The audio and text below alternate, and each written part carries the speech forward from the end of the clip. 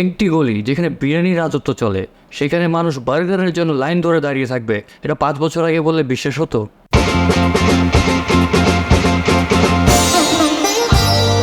আমার মতন মিড লাভারদের জন্য crazy burger one stop solution নিয়ে আসছে। আমার বার্গারে আমি কোনো সালাদ ইউজ করি না। কেন? ওই মিট লাভাররা যারা বাইট করবে এভরি বাইটে যেন ওরা চিকেন পায়।